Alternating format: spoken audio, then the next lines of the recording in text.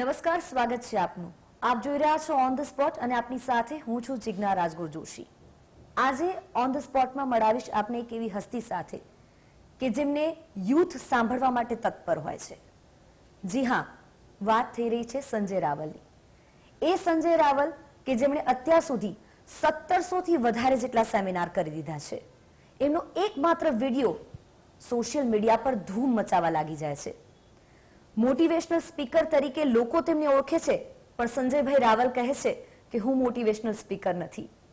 આજે મળીએ સંજયભાઈ રાવલને, જાણીએ એવી વાતો જે અત્યાર સુધી ક્યારે કેમેરા સમક્ષ નથી આવી. સંજયભાઈ, સ્વાગત છે આપનું ઓન ધ સ્પોટ.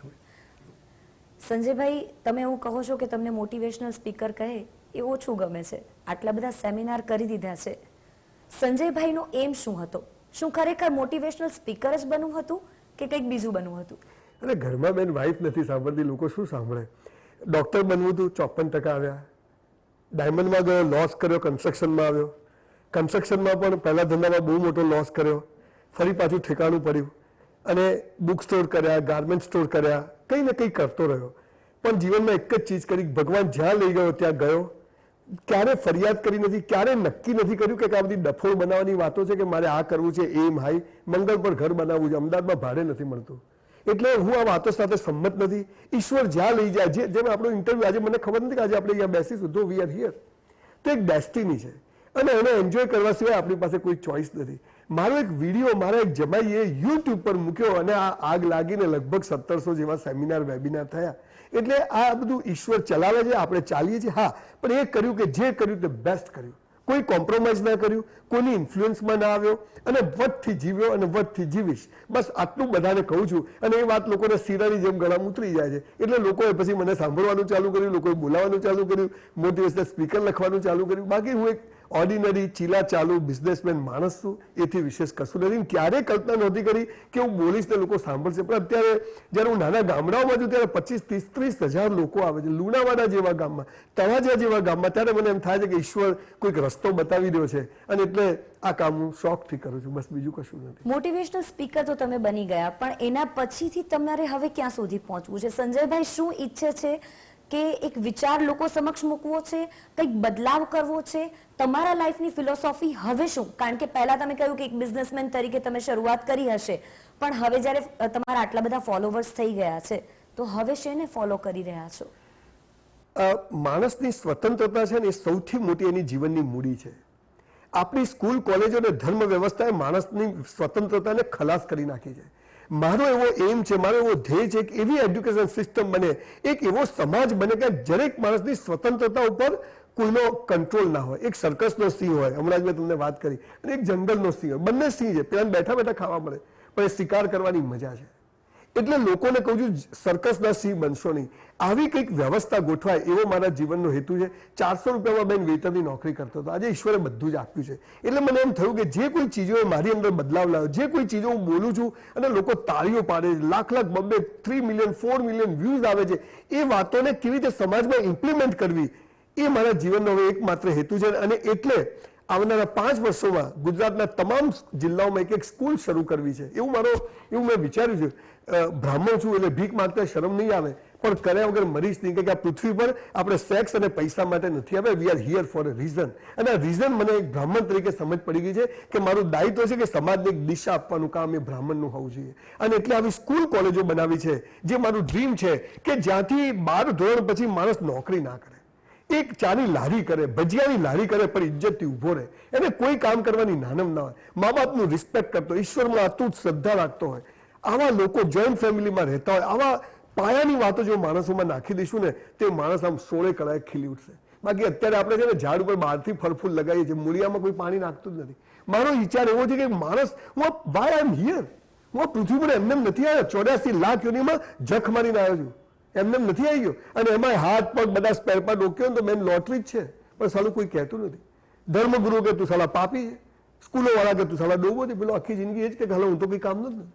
આ પાવર વાળો માણસ બને એવો મારો વિચાર છે. અને એટલે એવી સ્કૂલો શરૂ કરવી છે કે જ્યાંથી બાળકની અંદર જે સ્કિલ હોય એ જે નરેન્દ્રભાઈ વાત કરે છે, આજે રૂપાણી સાહેબ જેની વાતો કરે છે, પણ કામ એવું થતું નથી. વાતો કરે છે પણ હવે એ કામ થાય એવું મને આશા બંધાય છે જ્યારે હું થોડો ઘણો હમણાં સરકારને મળવાનું બધું ચાલુ કર્યું. અને એ સરકાર પણ કરે ને અમારા જેવા લોકો પણ પ્રાઇવેટ આવી સ્કૂલો બને કે જ્યાંથી ભણવાનું નહીં. ઔરંગઝેબ બાળક ના આવ્યો મને શું ફરક પડે? પૃથ્વી ગોળ હતી, ચોરસ મારા બાપાનું શું જાય? પણ મને કેવી રીતે હું પૈસા કમાઈ શકીશ, હું કેવી રીતે મસ્ત જીવી શકીશ. હું આજે 100 ડન મારું છું, આઈ એમ 55, 100 ડિપ્સ મારું.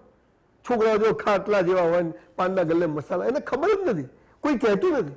પેલી સરિતા ગાયકવાડ દોડી 400 મીટર દોડી રૂપાણી સાહેબે 5 કરોડ રૂપિયાનો ચેક આપ્યો. બધા બાયલા છે ગુજરાતમાં, પણ ઇન્ફ્રાસ્ટ્રક્ચર નથી. એટલે બધી વાતો થાય છે પણ કામ નથી થતું. એટલે મારો હવે એક જ જીવનનો હેતુ છે કે ક્યારે જે નક્કી કરીને સાલું થતું નથી, જે થાય ને કદી નક્કી નથી કર્યું હતું. એટલે આપણે નક્કી નથી કરવું પડે એવો વિચાર છે. તમે કહ્યું કે આવી સ્કૂલ, કોલેજ, એવી યુનિવર્સિટી બનાવી કે જ્યાંથી બાળકને જે માટે પૃથ્વી પર ઈશ્વરે મોકલ્યો છે એ એમાં કામ કરી છે. ગાંધીનગર, અમદાવાદ, રાજકોટમાં સાલા બોર્ડ મારે અમારી સ્કૂલનું ગૌરવ પહેલો, બીજો, ત્રીજો, એટલે છેલ્લા 3 નંબરનું શું? ફૂટબોલ વગાડ રમતો હોય, કોઈ હાર્મોનિયમ વગાડતો હોય. આ ભાઈ જે સરસ કેમેરામેન છે, કોઈ એપ્રિશિએટ કર્યું જ નથી. એક માણસ સારી ફ્લૂટ વગાડે, એક માણસ સરસ ગાય છે. આ કરવાની જરૂર છે. તો દરેક માણસ ખીલશે ને તો આખો બગીચો ફ્લાવરિંગ થશે. એજ્યુકેશન સિસ્ટમને બદલવાની જરૂર છે એવું તમને લાગે છે? એબ્સોલ્યુટલી બકવાસ છે, થર્ડ ક્લાસ હાલ જે છે બકવાસ છે. આ જ એજ્યુકેશન સિસ્ટમમાંથી સંજયભાઈ આવ્યા હશે ભણીને. હું આમાંથી આવ્યો જ નથી, હું એની બાય પ્રોડક્ટ છું. એટલે હું આમાંથી આવ્યો જ નથી કે મારે તો ડોક્ટર બનવું.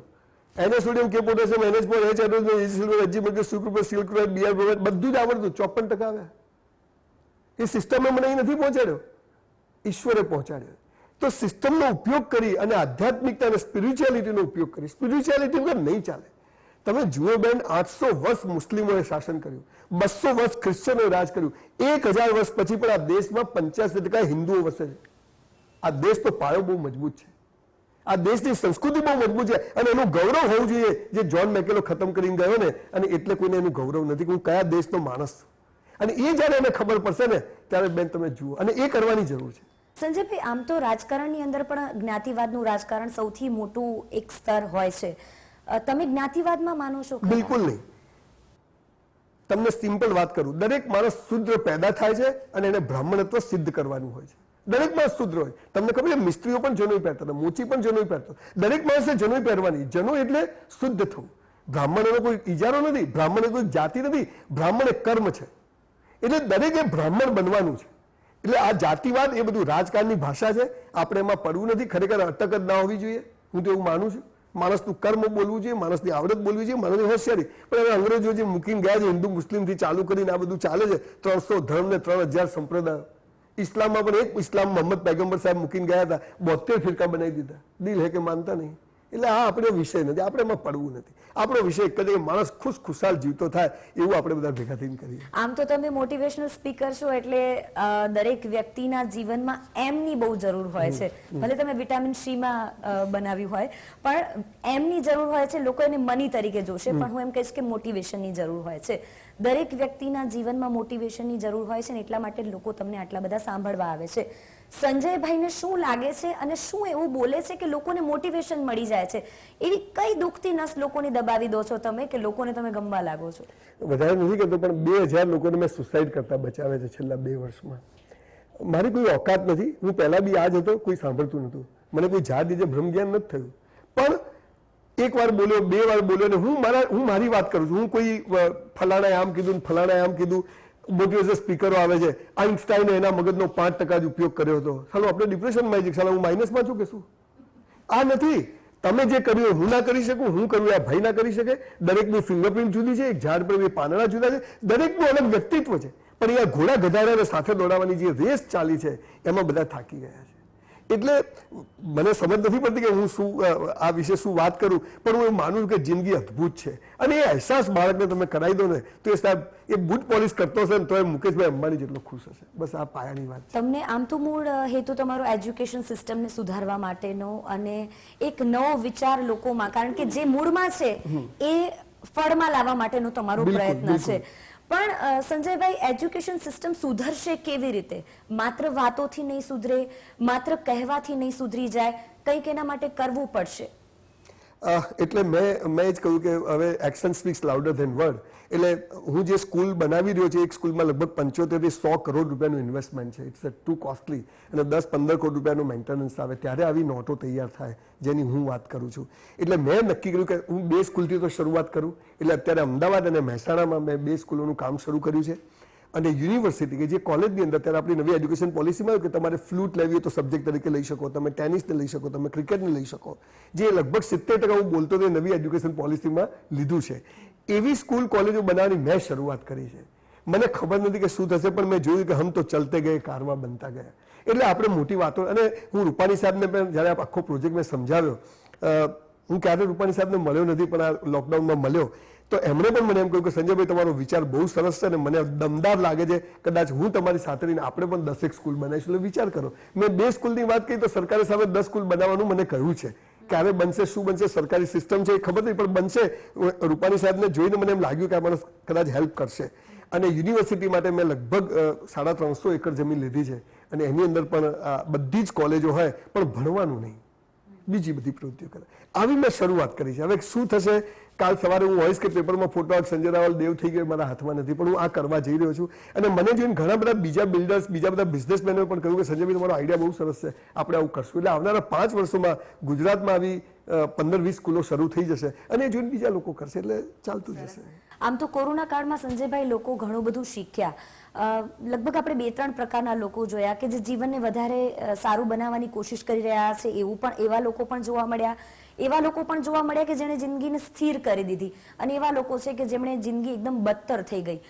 કોરોના કાળમાંથી સંજયભાઈ શું શીખ્યા છે? હું એવું માનું છું કે કોરોના દર 100 વર્ષે ભગવાન ઈરાદાપૂર્વક મોકલે છે. 1720માં આવ્યો તો, 1820માં આવ્યો, 1920માં આવ્યો અને 2020માં આવ્યો. કોરોનાએ આપણને શીખવાડ્યું કે થોભ નહીં તો થાકી જઈશ. જે સ્પીડ મોબાઈલ આવ્યા પછી માણસે પકડી હતી, કોઈને ટાઈમ નહીં, 2 મિનિટ, છોકરું કઈ કે 2 મિનિટ, ઓફિસમાં કોઈ આમ માણસને જયારે રગવાયો અડકાયું કૂતરું હોય ને એવો માણસ થઈ ગયો હતો. ત્યારે જેમ કે હું 20 દિવસ ટ્રાવેલ કરતો, મને એમ થયું Sanjay enough is enough.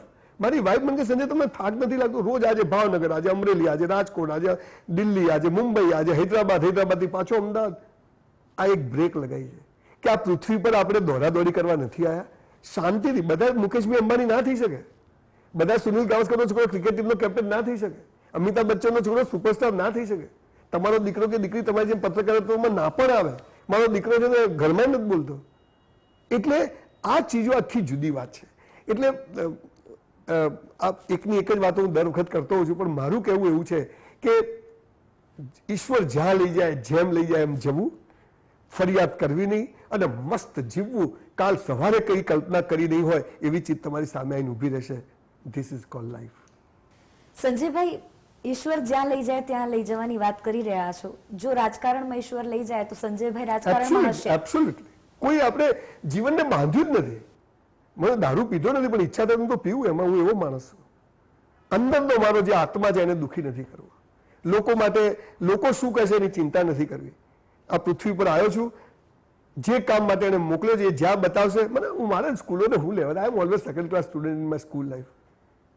I was waiter in a hotel for 3 years in my life when I was in college. આજે મારી 2 હોટલ છે. મને ખબર જ નથી, મેં ક્યારે નક્કી નથી કર્યું. લોકો કહે છે એમ હાય, લોકો કહે છે કે ધ્યેય ઊંચો રાખો, તગારું રાખે, કશું રહેતું નથી, ઉપરથી ડિપ્રેશન આવી જાય. પણ જે છે એ ધ્યેય છે. આજે તમે ઇન્ટરવ્યુ લો છો, આ ધ્યેય રાખો. આ ભાઈ કેમેરામેન છે, એ કેમેરા બેસ્ટ ઉતારે, ધેટ્સ ઓલ. અને આ કરતા કરતા ઈશ્વર તમને જેના માટે મોકલે છે ત્યાં પહોંચાડી દેશે. આ હાલું કોઈ કહેતું નથી. ઘણા લોકો લાઈફની લિમિટ નક્કી કરી દેતા હોય છે કે મારે, જેમ તમે કીધું કે ધ્યેય આવી જાય એટલે માણસની લાઈફની લિમિટ નક્કી થઈ જાય કે બસ અહીંયા સુધી પહોંચવું છે.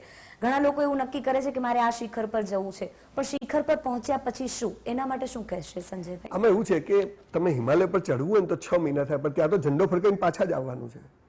એટલે આપણને આ જે બધું છે ને, બધું વેસ્ટર્ન, જે અંગ્રેજોએ જ્હોન મેકેલો કરીને એક ધોળિયો હતો, એને 1839માં દેશનું ભ્રમણ કરી, એના પહેલા પેલો આપણા 45 લાખ પુસ્તકો બાળી નાખી. આ દેશનું કલ્ચર જ ખતમ કરી નાખ્યું છે. આ બધું જે તમે જે કહો છો ને, આ બધું એટલું સાહજિકતાથી આપણા ધર્મગ્રંથોમાં સમજાયું છે, પણ એક ન ધર્મગુરુ કહે છે ન સ્કૂલો કહે છે પહેલો નંબર લાવો. અરે 50-50 પહેલો નંબર ના આવે. તમે પહેલો નંબર લાવવાનું શીખવાડો, પણ પહેલા નંબરની મહેનત કર્યા પછી નપાસ થાય તો શું કરવું એ સલાહ નથી શીખવાડતા. તમે પ્રોફિટ કરવાનું શીખવાડો છો, પણ નુકસાન થાય તો શું કરવાનું એ તો શીખવાડતા નથી. હાલ પ્રેમ કરવાનું શીખવાડે છે, લેલા મજનૂન સીધી ફરિયાદ. પેલી ના પાડે શું કરવાનું? લટકી જવાનું. આ તો શીખવાડતા ને ફેલ્યોર, ખરાબ સમય આ પણ ઈશ્વરની દેન છે. જેને ગુલાબ બનાવે છે એને જ કાંટા બનાવે છે. આ તો કોઈ કહેતું જ નથી. દિવસ ગમે છે, રાત નથી ગમતો, બાપાનો માલ છે, buy one get one free છે. એટલે હંમેશા પરિસ્થિતિનો તમારું બેસ્ટ કરી જાઓ, પરિસ્થિતિનો સ્વીકાર કરો. અને એમ કરતા કરતા તમને ખબર નથી કાલે તમારી 5 ન્યૂઝ ચેનલો ચાલતી હોય. આ દુનિયા આખી બહુ ઈશ્વરે બહુ અદ્ભુત બધું બનાવ્યું છે. પણ એની જે એની કામ કરવાની સ્ટાઇલ છે ને એ કોઈ કહેતું નથી. સ્ટીવ જોબ્સ એપલ કંપનીનો માલિક આ દેશમાં વર્ષ રહીને ગયો શીખવા કે સાલે આ દેશ પાસે તાકાત કઈ જાય બાવાઓ પાસે. આ બાવાઓ, ધર્મગુરુઓ, સંન્યાસીઓ આ દેશની મૂડી છે, એને આપણે સાચવી નથી. આ બધા પ્રોબ્લેમ આ છે. એટલે બધી બહુ મોટી વાતો ને બહુ બધી ફિલોસોફી કરે. આપણું જે ચીલા ચાલુ સીધું સાદું આ દેશનું જે ગણિત હતું ને એ જો સમજાઈ દેવામાં આવશે ને તો દરેક માણસ મસ્ત જીવન જીવી શકશે એવું માનું છું. સંજયભાઈ, અત્યારે તો સોશિયલ મીડિયાનો જમાનો છે. Yes. મેં પહેલા કહ્યું એમ કે સોશિયલ મીડિયા પર તમારા એટલા બધા ફોલોવર્સ છે કે તમે એક વિડીયો મૂકો ને મિલિયન્સમાં જતો રહે છે. સોશિયલ મીડિયાને કઈ રીતે જોવો છો? આ પ્લેટફોર્મ એવું છે કે જેના ફાયદા પણ છે, ગેરફાયદા પણ છે. પણ આજનું યુવાધન જે છે એ સોશિયલ મીડિયામાં એ રીતે અટવાયેલું પડ્યું છે કે તમે કહ્યું કે સ્કિલ છે, ભણતર છે, આ કોઈ બાજુ એમનું ધ્યાન જ નથી જતું. તો સોશિયલ મીડિયા જ્યારે હાવી થઈ રહ્યું છે લોકો પર, આજના યુવાધન પર, એના માટે શું કહેશો તમે? સોશિયલ મીડિયા એકદમ ઓક્સિજન જેટલું જરૂરી છે. મને એવી એક ચીજ બતાવો કે જેનો ફાયદો હોય અને નુકસાન ના હોય. કસરત વધારે કરો ને તો નુકસાન, ખાવા વધારે ખાવ તો નુકસાન. સવાલ એ છે હજુ આપણે આખી આજે તમે એમ કહો કે મોબાઈલ વગરની જિંદગી કલ્પના કરવી જ બેકાર છે. મોબાઈલ જોઈશે, નેટ જોઈશે, સોશિયલ મીડિયા ના હોય તો સંજયલાલને ઓળખતું કોણ હોત? તમે ઇન્ટરવ્યુ લેવાય ને હું મારા પાલનપુરમાં ગામડામાં બેઠો હોત તો એનો ફાયદો છે. નુકસાન શું છે મને સમજાવો. હવે વાત એ છે કે બાળકો કેમ મોબાઈલમાં ને મોબાઈલમાં રહે છે. એક માણસ દારૂ કેમ પીએ છે, એક માણસ સિગરેટ કેમ પીએ, એક માણસ મસાલો લે છે, અત્યારે ડ્રગ્સ વેચાય છે. કેમ? કે એ નશાથી મોટો નશો એને ખબર નથી. હું ચેન સ્મોકર હતો કોલેજમાં, દિવસ 2-3 પેકેટ સિગરેટ એક જ દિવસમાં છૂટી ગઈ. જિંદગીનો અસલી નશો ના હોય એટલે હાલ ડુપ્લિકેટ નશા કરવા પડે. સોશિયલ મીડિયા, યુટ્યુબ પર શું જોવું ને શું ન જોવું, કયા મા બાપ છોકરાઓને કહે છે, કઈ સ્કૂલોમાં ભણાવે છે, મોબાઈલ નહીં જોઈએ, સ્કૂલમાં મોબાઈલ અસર કાઢી મૂકશે. હવે કે મોબાઈલ લીધા ગયા અસર કાઢી મૂકશે. તમે જ છો, તમે અત્યારે મોબાઈલ પર ભણાવો છો, બંધ કરી દો જો મોબાઈલ ખરાબ છે તો. સવાલ એ છે, એક શબ્દ છે ચારિત્ર, that is called character. Character એટલે શું? Character is not related with sex. Character means મને બધું કરવાની છૂટ હોય અને હું કશું ના કરું, ધેટ ઇઝ કોલ્ડ કેરેક્ટર. મારી જો 10 છોકરીઓ પણ મારા મનમાં વિકાર ના આવે, કોઈના કરોડો રૂપિયા પડ્યા પણ મને એમાંથી 100 રૂપિયા લેવાની ઈચ્છા ના થાય. સીસીટીવી કેમેરા હોય કે ના હોય, મારે આ જોબ કરવાની છે, આટલું મારો રોલ છે, મારે આ, ધેટ ઇઝ કોલ્ડ કેરેક્ટર. આ કેરેક્ટર નિર્માણ આ દેશમાં થયું નહીં અને અંગ્રેજોની મહેરબાની છે. લાઈનમાં રહો. કેમ લાઈનમાં જ પ્રાર્થના થાય? એમને ના થાય? હું તો ચૂંટણીઓ ભરતો બેસતો જ નહીં, આંખો બંધ કરીને પ્રાર્થના કરો, ઓલા ખુલ્લી રાખીને ના થાય? પ્રાર્થના જ એવી કરાવો કે આંખો ઓટોમેટિક બંધ થઈ જાય. આ જે કર્મ ઉપર ભાર મૂકવાનો, જે તમે પેલો સવાલ પૂછો ને કે enjoy the process not the destination. Himalaya પર ઝંડો ફરક પડે, 4 મહિનાની મજા છે. એમ સ્કૂલ કોલેજોમાં બાળકોને સોશિયલ મીડિયાનો ઉપયોગ કેવી એના લેક્ચરો અમે રાખી છે. અમારા ત્યાં અમે ડેઈલી 2 કલાક સોશિયલ મીડિયા શું છે એ અમે વિદ્યાર્થીઓને ભણાવવાના છે. જરૂરી છે, બહુ જ જરૂરી છે. તમને મન કોઈ ઓળખે નહીં, આ બધું બંધ થઈ જશે. પણ એ કેમ એમાં એમાં રહે છે કે એને બીજા સમયે શું કરવું એ કોઈએ સમજાયું નથી. એટલે જ્યારે ને ત્યારે આજની યુવા પેઢી, આજે જે યુવા પેઢી છે ને એવી ભૂતકાળમાં હતી જ નહીં. અત્યારે સૌથી સારી યુવા પેઢી, પણ એને પાણી પડે ને તો પથ્થર તૂટી જાય, પણ ત્યાં ડાયનેમો મૂકો ને વીજળી પેદા થાય. 65 કરોડ યુવાનો છે આ દેશ પાસે, સાલો એક ગોલ્ડ મેડલ નથી આવતો. બધા બાયલા છે, છક્કા છે. ઇન્ફ્રાસ્ટ્રક્ચર તમે એને પકડાઈ દીધો છે મોબાઈલ, તમે એને ઇન્ટરનેટ આપી દીધું, પણ એમાંથી કઈ રીતે સરસ કામ પણ થઈ શકે છે. સારા વિડીયો સાંભળી શકાય છે, સારા સંતોને સાંભળી શકાય છે, સારી વાતો સાંભળી શકાય. 20 રૂપિયાની દારૂની થેલી બી આવે, દૂધની થેલી બી આવે. Choice is yours. આ કેરેક્ટર નિર્માણનું જ્યારે તમે સ્કૂલોમાંથી, બાળ મંદિરથી બાળકને શીખવાડશો ત્યારે આ સવાલના જવાબ નહીં આપવા પડે. બાકી એ વાત સાથે સંબંધ નથી કે આ મોબાઈલ ખરાબ છે ને સોશિયલ, બધું ટોપ છે. આ બધું એ જ મોકલે છે, એની મરજી કંઈ પાંદડું નથી હલતું. મોબાઈલ બી એને જ મોકલે છે, સોશિયલ મીડિયા પર ગંદકી પણ એ જ લોકો મોકલે છે અને સારી વસ્તુ બી મોકલે. એટલે મારી જાત સાથે મને કનેક્ટ થતા શીખવાડે ને હું પૃથ્વી પર કેમ આવ્યો છું એ શીખવાડશે ને પછી બેન આ બધી પલિતીની કોઈ અસર નહીં થાય માણસને. સંજયભાઈ, નાના બાળકો હવે વધારેમાં વધારે મોબાઈલમાં એક્ટિવ થઈ ગયા છે અને હવે તો ઓનલાઈન એજ્યુકેશન પણ આવી ગયું. કેટલાક લોકો ઓનલાઈન એજ્યુકેશનની આ સિસ્ટમને બહુ સારી રીતે સ્વીકારી લીધી, તો કેટલાક લોકો હજી પણ સ્વીકારવા તૈયાર નથી. નો ડાઉટ એમાં થોડો ટેકનોલોજી બેરિયર્સ આપણને આવી જાય છે. જેમ કે ઘરમાં દાદા દાદી છે, એમને આવડતું જ નથી, મા બાપ વર્કિંગ છે, તો બાળકને કેવી રીતે ઓનલાઈન ભણાવે, આવી ઘણી બધી પ્રોબ્લેમ્સ આપણે કોરોના કાળમાં જોઈ. હવે બધું ધીરે ધીરે થાળે પડવા લાગ્યું છે. પણ શું નાના બાળક માટે મોબાઈલ હાર્મફુલ છે? બિલકુલ નથી. આ બધું છે ને, આ બધો ધંધો છે. પહેલા વેચવાનો ધંધો કરે, પછી કે હવે હાર્મફુલ છે એનો ધંધો ચાલશે. કયા બાળકને મોબાઈલ પર ભણવું ગમે છે? એને તો સ્કૂલ જવું છે, પણ આજે સમયની માંગ છે કે ભાઈ મોબાઈલ પર ભણો તો એ ચાલે છે.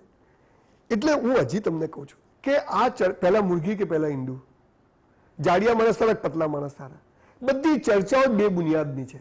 બધું આજે સમયની માંગ છે કે ઘરે બેઠા શિક્ષણ લેવું પડશે તો એક કીટ આપશો તો આ કરવું પડશે, ફરી પાછી સ્કૂલો તરફ જઈશું તો એ તરફ જવું પડશે. પણ હા, એક વાત છે સંજય રાવલની, તમે મોબાઈલ પર શર્ટ કે આ કોટી કે આમ જુઓ ને, તમને એને ટચ કરવા ના મળે, એટલે તમે ઓર્ડર કરો, પછી જેવી આવે એવી લેવી પડે. સ્ટોરમાં જાઓ, તમે એને ટચ કરો, જોવો કપડું જાડું છે, પતલું છે, ગરમ છે, અને તમે જોઈ લો તો એની મજા છે. સ્કૂલોની અંદર જઈ એ મારામારીઓ કરવાની, રિસેસમાં મસ્તી કરવાની, ટોયલેટ બાથરૂમમાં જઈને કરવાની, સાહેબોની ખેંચવાની, આ જે મજા છે એ મોબાઈલમાં મજા નથી. અચ્છા, મોબાઈલની મજા એ છે કે એને એક કલાકમાં પૂરું થઈ જાય, પછી એ નવરો થઈ જાય, એ બીજું કરી શકશે. એટલે દરેક વસ્તુના પ્રોઝ એન્ડ કોન્સ છે. એટલે હું એવું કહેવા નથી માંગતો કે ટેકનોલોજી આવી ગઈ, માણસ ખરાબ થઈ ગયો, ટેકનોલોજીથી માણસ, ટેકનોલોજી હજુ આનાથી જોરદાર આવવાની છે. પણ આપણે એના માટે તૈયાર રહેવું પડશે. સરળતાના દિવસો ગયા કે સામાન્ય માણસો હવે ક્યાંય પહોંચી જતા હતા કરોડપતિથી, હવે ભણવું પડશે, હોશિયાર બનવું પડશે. અને ટેકનોલોજીની સાથે જે મા બાપો એમ કહે કે અમે ટેકનોલોજી નહીં વાપરીએ, તમારે બધું શીખવું પડશે. મારે પણ મોબાઈલ શીખવો પડે છે, મને આવડતું નથી પણ હું બધું જ શીખું છું, દરેક વસ્તુ વાપરું છું, મારી મેનેજરને કહું છું, મારા દીકરાને કહું છું, દીકરીને કહું છું, અને બધું કરું છું. કરવું પડશે, નહીં તો તમે you are out of the race. Dinosaur મરી કેમ ગયા? કે સમય સાથે આપણે પરિવર્તન કર્યું. જ્યાં બેઠા ત્યાં ખાધું. હવે આપણને શું થવાનું? મરી ગયા, ખાવાનું ખલાસ થયું, ત્યાં ત્યાં બેસી રહ્યા, ઉલ્કાપાતથી તો ખસ્યા જ નહીં. ડાયનોસોરને તો કોણ મારી શકે? ગમે એટલો વિશાળકાય માણસ હોય તો પણ મરી જાય, સમય સાથે પરિવર્તન ના કરે તો. એટલે આ પરિવર્તન છે, ટેકનોલોજી છે, સોશિયલ મીડિયા પરિવર્તન, પણ એની સાથે સંસ્કારોનું સિંચન જો કરી દઈશું તો ગમે તેવી ટેકનોલોજી આવે કશું તોડી નહીં શકે. સંજયભાઈ, પરિવારો તૂટી રહ્યા છે, જોઈન્ટ ફેમિલી હવે બહુ ઓછા રહ્યા છે, અને તેની સાથે સાથે જોવા જઈએ તો વૃદ્ધાશ્રમો વધારે આવી રહ્યા છે, અને લોકોને હંમેશા એક ચિંતા મનમાં એ આવતી હોય છે કે વૃદ્ધાશ્રમો વધી રહ્યા છે, વૃદ્ધાશ્રમો વધી રહ્યા છે. બે પેઢી વચ્ચેનું જે અંતર છે એ ઘટી રહ્યું છે, એના કારણે આ બધું થઈ રહ્યું છે, એવું માનો છો તમે? અગેન એ જ વાત કરું છું, હું કશું માનતો જ નથી. કોઈ બે પેઢી વચ્ચે અંતર ઘટ્યું જ નથી. કમ્યુનિકેશન ગેપ છે, જનરેશન ગેપ નથી, કમ્યુનિકેશન. આજે અમે લોકો સાંજે અમે ઘરમાં, મારી બા, મારો દીકરો, એની વાઈફ, 6 જણ સાથે જ જમીએ, ગમે તે થઈ જાય, કોઈ પ્રોબ્લેમ જ નથી. તમે એક અઠવાડિયું ના જમો એટલે પ્રોબ્લેમ શરૂ. સવાલ એ છે, અગેન એ વાત કરું છું કે કોઈ ઘરડા ઘરો વધ્યા નથી. કોઈ પહેલા કૌરવ પાંડવ જુદા નતા થયા, લડાઈ નથી થઈ, હે ને? આ બધું અનંતકાળથી ચાલ્યું આવે. પણ હા, સંજય રાવલની વાત હું કહું છું, ગમે તે થાય જોઈન્ટ ફેમિલીમાં રહેવું જોઈએ. Joint family itself it's a university. ફ્રીજમાં એક કેરી પડી હોય ને, પેલો કે પેલો ખાશે, પેલો કે પેલો ખાશે, કોઈ ખાઈને કેરી બગડી જાય, આને જોઈન્ટ ફેમિલી કહેવાય. જોઈન્ટ ફેમિલીમાં રહેવું, ગમે તે થઈ જાય, જે ભાઈનો ના થાય ને કોઈનો ના થાય. તમે તમારા પરિવાર સાથે જો કોમ્પ્રોમાઇઝ નથી કરી શકતા ને, તો આ દુનિયામાં તમે કોઈની સાથે કરી નહીં શકો. એટલે પરિવાર સાથે રહેવું જોઈએ, મા બાપની સોલિડ ઇજ્જત કરવી જોઈએ. ભગવાન તો આવ્યો જ નથી જમીન પર, આવવા નથી, એની તાકાત નથી, એટલે એને મા બાપને મોકલ્યા છે. એ મા બાપનું રિસ્પેક્ટ કરવાનું શીખવું પડશે. મારા ઘરમાં અમે 4 જનરેશન સાથે રહીએ, કેટલી મજા છે. હા, પ્રોબ્લેમ તો ક્યાં નથી. લાલીઓ, હું મારા લાલીઓ અલગ એમને નથી, એમને ક્યાંય નોકરી જોવું તો લાલીઓને ક્યાં રાખવું એ પ્રોબ્લેમ છે. પ્રોબ્લેમ તો દરેકમાં રહેવાનો જ છે. જોઈન્ટ ફેમિલીમાં પ્રોબ્લેમ એ છે કે તમને એમ થાય કે મારે બધાને હા યસ, એ જે જોઈન્ટમાં રહેવાની જે મજા છે એ રહે, એને જ ખબર પડે. એટલે હું સંજય પર્સનલી એમ માને છે કે શક્ય હોય તો જોઈન્ટ ફેમિલીમાં રહેજો. પછી એ લેવલ આવી જાય ત્યારે દરેકે જુદા થવું પડે છે, પક્ષીઓ હોય, પ્રાણીઓ હોય, બધા. એટલે આ દેશ વસુદેવ કુટુંબકમની જે વાત કરતો હતો એ રીતે હું માનું છું કે જોઈન્ટ ફેમિલીમાં તો રહેવું જોઈએ, જેથી હસબન્ડ વાઈફના ઝઘડા તોય સોલ્વ થઈ જાય, દીકરા દીકરીઓના તોય સોલ્વ થઈ જાય. દરેક માણસ એક સંસ્કારથી જીવતો ઓટોમેટિક શીખી જાય. સંજયભાઈના કોની સાથે વધારે ઝઘડા થાય છે અને વાઈફ સાથે ઝઘડો થાય છે ખરો? દરેકને થતા હોય, પણ અમારા 2 જણ વચ્ચે એવું છે કે અમારે જ્યારે કોઈ પણ વાત પર ઝઘડો થાય એટલે અમે બંને જણ ચૂપ થઈ જઈએ 2-3 દિવસ, અમે બોલતા નથી. એટલે 3 દિવસ પછી કે ચા થઈ ગઈ છે, પી લો, ખાવા થઈ ગયું, એટલે પૂરું થઈ જાય. પણ મારે લગભગ કોઈની સાથે ઝઘડો થતો જ નથી. બહુ કર્યા ઝઘડા, પણ સમજી ગયો કે એમાં મજા નથી, ક્રોધમાં મજા નથી. જે છે એ એનો પક્ષ રાખી શકે, હું મારો પક્ષ રાખી શકું. આ સમજણ જોઈન્ટ ફેમિલીમાં રહેવાથી, મારા બાપુજીને લોકો 7 ભાઈઓ હતા, એટલે અમારામાં એ બધું કુદરતી આવી ગયું. મારો ભાઈ 2020માં ગુજર્યા છે, 20 વર્ષથી અમે લોકો સાથે રહીએ છીએ. સમય આવે, દીકરાઓ મોટા થાય, જુદા થવું પડશે ધંધાના કારણે, પણ એ ભેગા રહેવાથી એક તાકાતથી માણસ ઊભો થઈ જાય છે. રૂપિયા કોઈ પણ જગ્યાએ મૂળમાં હોય છે. બિલકુલ. ઝઘડો હોય, સારું હોય, ભેગા રહેવું હોય, જુદા રહેવું હોય, કોઈક વ્યક્તિએ ક્યાંક પહોંચવું હોય, ભાગદોડ ભરી આ જીવનમાં માત્ર રૂપિયા મૂળમાં હોય છે. તમે માનો છો કે રૂપિયા જ પરમેશ્વર છે? અગેન પાછી એ જ વાત છે કે પૈસા ખુદા તો નહીં, ખુદા સે કમ ભી નહીં. પણ જ્યારે હું 400 રૂપિયામાં વેઇટરની નોકરી કરતો હતો ત્યારે પણ હું આવો જ હતો, કે મારી માએ મને શીખવાડ્યું હતું કે પૈસાથી વસ્તુઓ આવે છે, સુખ નથી આવતું. મૂળ વાત કે તન અને મન, કસરત કરો, ચોપડીઓ વાંચો, તન અને મન હશે ને તો ધન જખ મારીને આવશે. આ સીધો સાદો ફંડા છે, સાલો આપણા ભેજામાં ઉતરતો નથી. હું જોઉં છું લોકો ન કસરત કરે છે, ન બે ચોપડીઓ વાંચે. તમારા ઘરે કોઈ કચરો નાખી જાય તો તમે નહીં સ્વીકારો, પણ તમારા મોબાઈલમાં, તમારી આજુબાજુ વિચારોમાં લોકો કેટલી ગંદકી નાખી જાય, તમે એનો વિરોધ જ નથી કરતા. એટલે આ આખો બહુ લાંબો ડિબેટનો વિષય છે, આના પર વધારે વાત કરીએ. સંજયભાઈ, તમે તો ફોરેનમાં આટલા બધા સેમિનાર કર્યા છે, ત્યાંની બે મોટી મહત્વની વાતો કે હેલ્થ અને એજ્યુકેશન બે ત્યાં ફ્રી મળે છે. બે ઉપર સૌથી વધારે ફોકસ કરવામાં આવ્યું છે. આપણે ત્યાં પણ હેલ્થ અને એજ્યુકેશન ફ્રીમાં મળે છે, પણ એ લઈ શકાય એવું હોતું નથી. એની ક્વોલિટી એ પ્રકારની નથી હોતી. હેલ્થ અને એજ્યુકેશન ક્ષેત્રમાં સૌથી વધારે લોકો આગળ પણ વધે છે. આ બે પ્રાઇવેટ થઈ ગયા છે, એને કારણે લોકો વધારેમાં વધારે, જે પૈસાવાળો વર્ગ છે પૈસાવાળો બનતો જાય છે, જે ગરીબ વર્ગ છે ગરીબ બનતો જાય છે. જેણે આ સિસ્ટમને ફોલો કરવી હોય છે નથી કરી શકતા, જેણે આનો લાભ લેવો જોઈએ છે એ નથી લઈ શકતા. ત્યારે આ બે સિસ્ટમને તમે કઈ રીતે જોઈ? પહેલા તો ગરીબ ગરીબ થતો જાય છે, એ વાત સાથે હું સંબંધ નથી. અમીર અમીર થતો જાય છે. અનિલબેન પથારી ફરી ગઈ બિચારાની હાલ, અને મારા જેવા વેઇટર મર્સિડીઝમાં ફરે છે, એટલે એ વાત જ આખી ઉપજાઈ કાઢેલી છે કે ગરીબ ગરીબ થતો જાય છે અમીર. બીજી વાત, અમેરિકા, ઓસ્ટ્રેલિયા કે ભારતની કમ્પેરિઝન કરશો જ નહીં તમે. અમેરિકાને 300 વર્ષ થયા છે. આ દેશમાં 5000 વર્ષ લોકો પત્તર ઠોકી છે. 2000 રાજ્યો હતા, એમાંથી 550 રાજ્યો થયા. એમાંથી આજે આપણે 33 રાજ્ય બધું બદલાતું ગયું. અહીંયા શકો, હુણો, આર્યો, અંગ્રેજો, મુગલો કેટલા લોકો આવીને ગયા, દરેક પોતાના પગ ચિહ્નો મૂકીને ગયા. એક કોલમ્બસ ઉતર્યો ન્યુયોર્કમાં, પહેલા દિવસે સ્ટેચ્યુ ત્યાં લખાયું, વિઝા થયા, ગણીને લોકો ગયા, ગાંધીનગરની જેમ બધા સેક્ટર બન્યા, શહેરો બન્યા. તો એ સારું હોય જ. આપણે પણ આવું કરી શકીએ, પણ આપણને સમય લાગશે. અમેરિકા જોડે, અમેરિકાને 300 વર્ષ થયા, આપણને હજુ 70 વર્ષ જ થયા છે બેન. 300 વર્ષે અમેરિકાવાળા આપણે ત્યાં લાઈનમાં ઉભા રાખશે, લખી રાખજો. આ દેશ પાસે એટલી તાકાત છે. એટલે કમ્પેરિઝન કરશો નહીં. હા, અહીંયા આવવું જોઈએ, શિક્ષણ પણ આવવું જોઈએ, આરોગ્ય પણ આવવું જોઈએ. કોશિશ થઈ રહી છે, કોશિશ દેખાઈ રહી છે, અને જ્યાં નહીં દેખાય ત્યાં બિલકુલ એનો આપણે સામનો કરીશું. તમે હું ભેગાથી, સરકાર કોંગ્રેસ હોય કે ભાજપ હોય, બધા એકના એક જ છે. સવાલ છે એજ્યુકેશન સિસ્ટમ, સવાલ છે ધર્મ વ્યવસ્થાઓ. આ જ્યાં સુધી પાયામાંથી નવા વિચારો સાથે એક બાળકને એની સ્વતંત્રતા છીનવવાની છોડી દઈશું. મને ધર્મ બી મારા મા બાપ આપે છે, મારું નામ મારા મા બાપ આપે છે, મારે ક્યાં ભણવું ન ભણવું મા બાપ નક્કી કરે છે, મારે લગ્ન ક્યાં કરવા, મારે શું મંજીરામાં કરવાના? તમે મારા હાથમાં તો કંઈ રાખ્યું જ નથી. એટલે દોષ દેવાને બદલે આવું જ છે ને આમાંથી રસ્તો કાઢવાનો. પાછી વાત તો ત્યાં જ આવી ગઈ ને કે જો જોઈન્ટ ફેમિલીમાં હોય તો ઘણી બધી વસ્તુ જતી કરવી પડે આપણે, પણ તેમ છતાંય આપણે સ્વતંત્ર નથી રહેવા દેતા, એક વ્યક્તિને પોતાની રીતે નથી જીવવા દેતા. તમારી ભૂલ છે કે જોઈન્ટ ફેમિલી સ્વતંત્ર નથી, એવું કોણે કીધું? હું તો રાત્રે 2 વાગે ઘેર છું, કોઈ પૂછતું નથી મારી બા કે મારી વાઈફ કે ક્યાં ગયો તો 2 વાગે, કોઈ પૂછતું નથી. પણ આનો પરિચય બદલાઈ ગયો અથવા તો પરિપ્રેક્ષ્ય બદલાઈ ગયો, ખબર નથી, મને તો સમજ નથી પડતી. પણ હું તો જોઉં છું સવજીભાઈ ધોળકિયા જેવા 400 જણનું ફેમિલી સાથે બિઝનેસ કરેલા જે ટોપ પર છે. જેટલા બિઝનેસ આવજો, ટાટા જોઈ લો, બિરલા જોઈ લો, ગોદરેજ જોઈ લો, તમે મુકેશભાઈ અંબાણીના બી ફેમિલીના કેટલા બધા લોકો. એટલે જ્યાં જોઈન્ટ ફેમિલીમાં છે ત્યાં પ્રગતિ છે, અને જ્યાં હું માર લાલીઓ થઈ ગયા એ નોકરીઓ કરે છે, 2 ટાઈમ સ્કૂટર પર ફરે છે. વ્યક્તિનું સ્વતંત્રતા મહત્વની છે, એ તમારું બિલકુલ પાયાની વાત છે. અને જોઈન્ટ ફેમિલીમાં સ્વતંત્રતા નથી રહેતી, હું કોણે કીધું? એડજસ્ટ થવાનું, સ્વતંત્રતા કોઈ લઈ નથી લેતું. ખૂબ સરસ સંજયભાઈ, તમારી સાથે વાતચીત કરવાની ખૂબ મજા પડી, અને આશા રાખીએ કે આજના આ એપિસોડથી ઘણું બધું લોકોને જાણવા પણ મળશે. તમે અમારી સાથે જોડાયા તે બદલ આપનો ધન્યવાદ. આપનો ખૂબ ખૂબ આભાર. Thank you. તો આ હતા સંજય રાવલ, જેમનું કહેવું છે કે વ્યક્તિની સ્વતંત્રતા સર્વોપરી છે, અને તેની સાથે સાથે ધ્યેય વિનાનું જીવન જીવવાથી જ માણસ કંઈક મેળવી શકે છે, તેવી તેમની ફિલોસોફી છે. ઓન ધ સ્પોટમાં અત્યારે બસ આટલું જ. મને આપશો રજા. નમસ્કાર.